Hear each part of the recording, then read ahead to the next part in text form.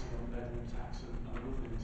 I think I'd just like to sort of just say how I'm grateful to the staff, our staff, who are having to deal with you know, the people who are literally desperate and are obviously trying to be as helpful as possible. But this report is asking us to approve the procedure for setting applications for discretionary housing payments, and that officers keep this policy under review, which I think is sensible, and that we as members receive periodic updates on the application of this procedure. So can we agree those recommendations? Okay, thank you very much. Okay, takes us on to another horrendous policy, the council tax support scheme. But this is recommending a discretionary relief policy. So Adrian, would you like to introduce this, please? Yes, indeed. Well, first of all, obviously, I'm asking Cabinet to support the recommendation. If we look at 2.1, it draws our attention to the Local Government Finance Act of 1992 and explains that this was intended very much as a sort of short-term measure for locally defined discounts, and the main driving force behind it was to allow councils to react to local circumstances such as flooding or other natural disasters. That was only intended to be short-term, but now it appears that it's going to be pretty well firmly embedded in the system in order to continue to provide some alleviation for disasters. The only thing is, it was originally intended to look after short-term disasters like flooding, but it's now embedded to cope with long-term disaster of this government's policies. If we turn over the leaf and look at 2.3, we'll see some explanation then of how it's funded. It's going to be funded by a direct grant, but the direct grant was 10% less than that was received under the old scheme, and now we're in fabulous circumstances than we were then. On its own, that amounts to a £2.6 million reduction for Wirral, and due to our overall financial position, not forgetting that on top of that we had £17.5 million of debt handed to us by the previous Tory Council. So we've got to try and cope with it on that basis, and that's why we've got the recommendation to do that. I would ask you to also look at 2.7, which points out that a high number of charge payers are going to face financial hardship if they have failed to budget accordingly.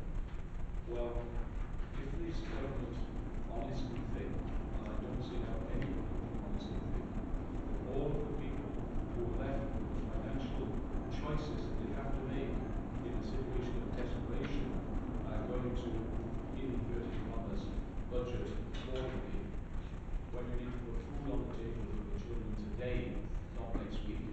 This program, this policy is actually, it's programmed to fail. It's actually got failure built in. So, for all those reasons, I'm sure that the Cabinet will support the recommendation. Thank you. You know, again, just to reiterate, this is a result of a 10% cut in our council tax benefit scheme, equivalent to 2.6 million. And because we had to protect pensioners and people with disabilities, it's hitting people, working age people, 15,600 working age people having to pay council tax for the first time. You know, I think this is a really horrendous scheme. It's a, you know, it's a poll tax really by another name. I think it really is. I'm pleased that we've been able to do something. Members will recall we put £100,000 in our budget last year to at least try and enhance the advice services that try and support people who are affected by this.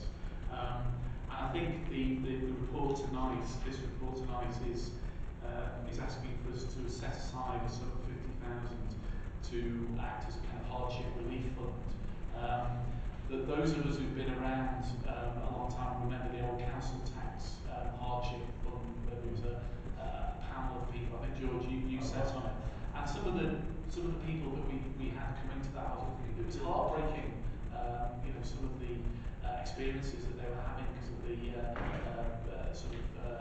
difficulties they're experiencing with the cost of living. So this is a really, really nasty policy, but I think we're trying to mitigate it as best we can. I think the £50,000 hardship relief is probably the least that we can do to try and mitigate it. The report also includes in Appendix 1 a policy which sets out the criteria for considering people for this fund. And I think, as it says in the recommendations, 12.1, we need to review this throughout the year and look at the kind of take-up, as well as agreeing that we put this fund in place you know, as quickly as possible. And I think you had a question.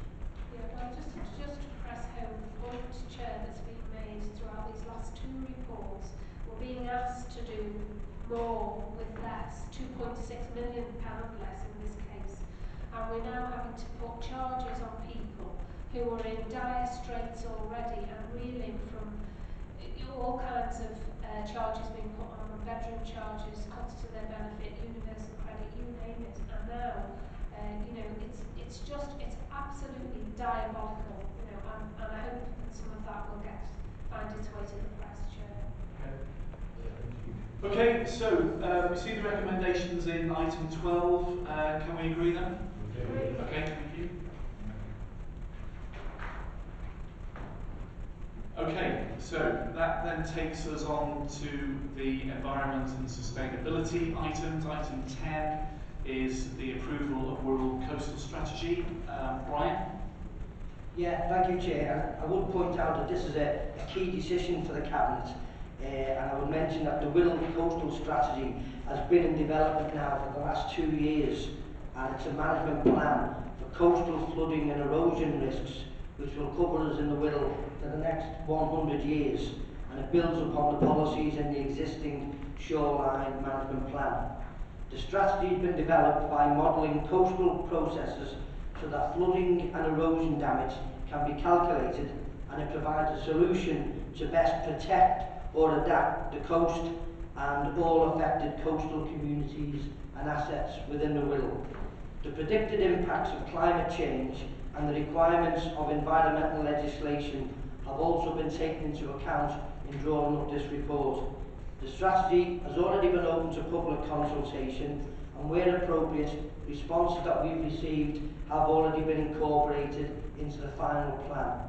The document looks at the economics of managing coastal defences around the Wirral, and very importantly, it identifies where and when future work needs to be done over the next 20 years. It identifies how much grant will be available from the Environment Agency for that necessary work, and how much additional funding will be required to successfully deliver the necessary works. And at the end of the day, Chair, there are two main specific recommendations in the report. The first one is to approve the management and action plans contained in the strategy, and at the same time to instruct the Strategic Director of Regeneration and Environment to explore how funding opportunities can best be achieved, and to identify how additional funding, which is going to be required over the next 20 years, can be secured. So it's on that basis, Chair, I commend the report to Cabinet and ask them to approve the two specific recommendations contained within it. Okay, thanks, Brian. Can we agree with those recommendations? Okay, thank you. And that takes us on now to item 11, the Wirral Coastal Strategy variations in fee ceiling. Brian? Yeah, thank you, Chair. Contract Procedure Rule 16.2 requires that variations to existing contracts that are greater than 10% of the original contract value need to be reported for noting by this Cabinet. The original contract value of the Wirral Coastal Strategy was in fact £89,314, Approved technical variations have previously increased the contract value to £122,592, and this report before us now advises Cabinet of a further approved technical variation of £8,004, which will take the contract value to a total of £130,596. This most recent variation has arisen because of the additional work in preparing the strategy identified by the Environment Agency and the lengthening of the contract programme, which are necessary for successful completion of that strategy. And again, Chair, the report contains one specific recommendation before the Cabinet, which is that we need to note the technical variation to the contract, which is in accordance, as I've already stated, with Contract Procedure Rule 16.2. So it's on that basis, Chair, I recommend the report and the recommendation to Cabinet. Okay, Cabinet, can we agree with that recommendation? Thank you very much. And item 12 is the Scrap Metal Dealers Act 2013. Ryan, you again, please. Yeah, thank you, Chair. This Act actually only came into force last week on the 1st of October, and it requires, first of all, that scrap metal dealers need to be licensed by the Council, and there is a list of all Wirral sites listed in Appendix 2 of the report before the Cabinet tonight. And secondly, it needs to ensure that people who collect scrap metal need to have a collector's licence, which again is issued by the Council. In addition, there can now be no cash payments for scrap metal purchases. And this report details the requirements of the Act which came in on the 1st of October. The Council can charge a licence fee for administering the process and issuing the licences, and this report is seeking the approval of Cabinet to those fees being brought in. There are certain duties and responsibilities relating to this Act, and this report before us tonight proposes that these duties are shared between the Cabinet Member for Environment and Sustainability and the Strategic Director for Regeneration and Environment to enable the Act to be implemented within the Wirral. So it's on that basis, Chair, again, I commend this report to the Cabinet tonight. Thank you. Okay, is that agreed? Agreed. Okay, thank you. Thanks for that, Brian. Okay, that takes us to the Highways and Transportation section, and there's one report here, item 13, which is the updated Transportation Capital Programme 2013-14. And Harry, would you introduce it? Thank you, Bill. As a result of the potential future devolution of major scheme funding to local areas as part of the Liverpool City Region local transport body process, this report informs Cabinet and seeks approval for proposed revisions to elements of the 2013-14 local transport capital programme for the purpose of funding a full transport business case study exploring the potential replacement of two of the life-expired A54 Tower Bridge dock bridge structures. There are serious concerns about the conditions of the bridges. Should they fail, then Wirral's heavy load route through the docks could come to a halt, and nothing more will underline the fact that Wallasey is an island. The original area was called Wales Isle, and Wallasey is a derivation of Wales Isle, and that centuries ago was Wales Isle. I wasn't alive. You learn a lot. I wasn't alive then, but it was called Wales Isle. You read the history of Wallasey and you'll see a reference to it in the history of Wallasey. Anyway, the report also takes the opportunity to inform Cabinet of recent successful funding bids to Sustrans and Living Streets, and asks Cabinet to approve the acceptance of the additional funding and commit it to the projects identified in the report. Sustrans grant is essentially to aid cyclists and to cycle safer, and Living Streets grant is to aid safer routes to schools and to create more attractive and safer streets. Okay, there are 3 recommendations, and I ask that they be approved. Okay, thanks, Harry. Can Cabinet agree those recommendations in paragraph 15? Is that agreed? Agreed. Okay, thank you very much. Okay, so that then takes us to the health and wellbeing section, and item 14, public health outcomes funding. Chris? Thank you. The report before Cabinet proposes funding of local activities across the Council designed to deliver support to residents in improving their health and wellbeing. These proposals have provided an opportunity to consider how we can respond to public health issues across the Council as a whole and will directly benefit local people. They are wide-ranging in their scope, covering services from supporting children in care and people with long-term conditions to encouraging healthy eating and promoting active lifestyles. Many of the projects will also be delivered through working with community and voluntary groups. One of the specific proposals outlined in the appendix is to give local areas an opportunity to decide how best to invest to support public health outcomes. So £25,000 will be given to each constituency committee for this purpose. These are all worthwhile projects and really illustrate the impact of the Council taking the opportunity to strengthen its public health role since taking back that remit in April this year. Before I go to the recommendations, Phil, I was just wondering, it was brought to my attention that there's a lot of smaller groups out there who relied on our area forums to get some funding. And I was just going to ask the Director of Public Health if it would be possible that we could have an emergency fund set aside at the moment so that these groups could come and apply for some smaller amounts like they're used to with the area forums, because we haven't really started our constituency forums as we have at the moment. Fiona, do you want to just come up to the desk and just let us know whether that's feasible? Thank you, Chair. Thank you for the question. I will certainly take that in mind and see what we can come up with and perhaps bring back a proposal for your consideration. Yeah, that would be great if you could bring a paper back to us. Okay. I don't know if Councillor Patrick wanted to say something on this. Yeah, thank you, Chair. And I mean, I do understand we've got this wholesale review going on in terms of what funding we're giving the voluntary and community sector. You know, if the proposal is being looked at, clearly, you know, I'd hope we wouldn't want to compromise that review in any way going forward.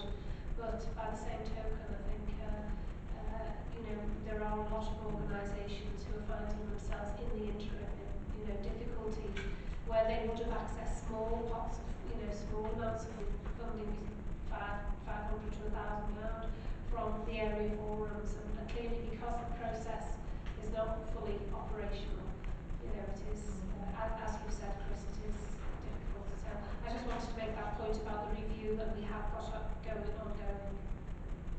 Okay, thanks, Fiona. So we'll get a report back from Fiona. Okay, Chris? So the recommendations is that Cabinet are asked to improve the reinvestment of the public health grant funding as outlined in the appendix. Note that progress will be monitored by the public health team, and note that the proposals will be evaluated for their impact in May-June 2015. Thank you. Can I just say, I mean, how much I welcome this report.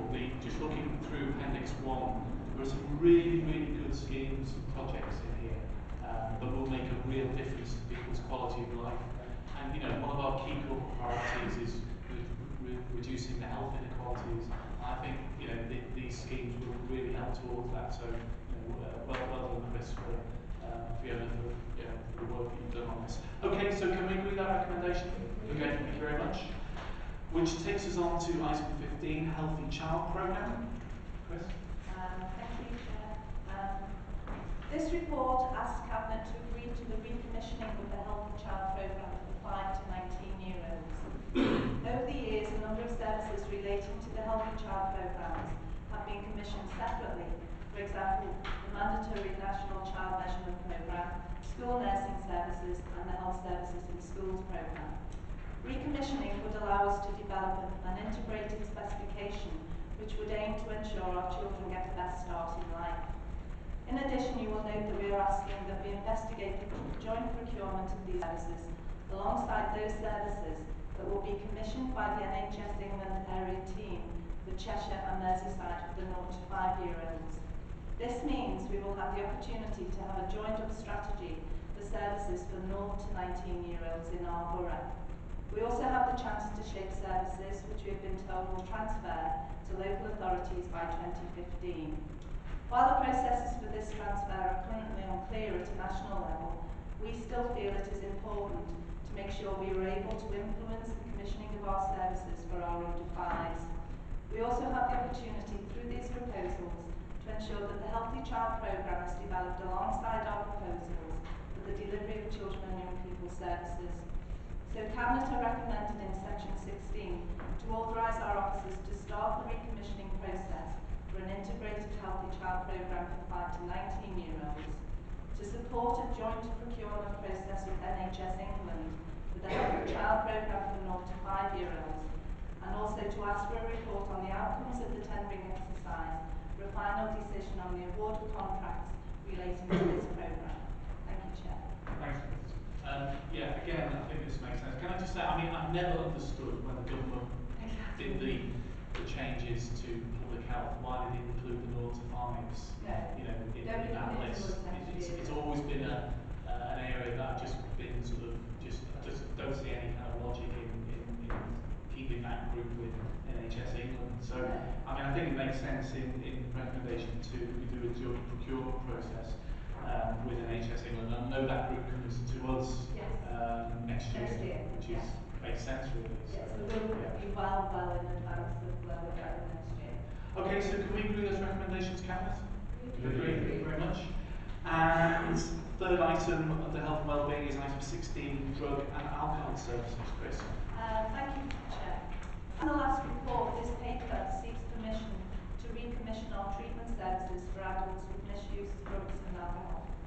These services account for a significant part of the overall public health budget, and it is intended that we build on the successes of our previous drug services and strengthen our approach to alcohol services.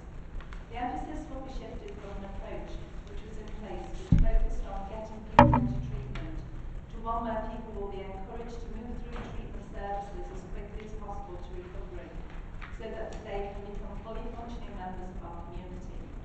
We intend for these services to be operationally live from January 2015, and so need to begin the process of commissioning them as soon as possible.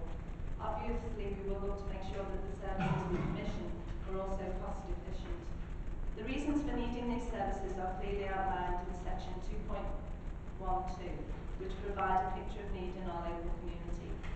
So Cabinet are asked in section 15 to authorise officers to begin the recommissioning process to enable the development of an integrated drug and alcohol service, and to receive a report at a later date to approve the tender outcome and award of relevant contracts.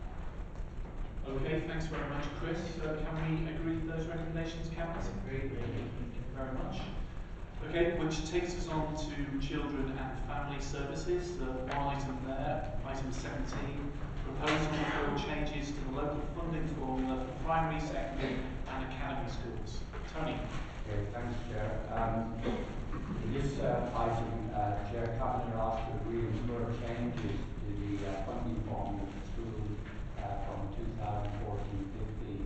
That's prior to advising the Education Funding Agency on the 2nd of October. This report follows discussions with the Schools Forum and local consultations of primary, secondary and academy schools. Department for Education sees this review as a further part of the plan for a national funding formula for 2015-16.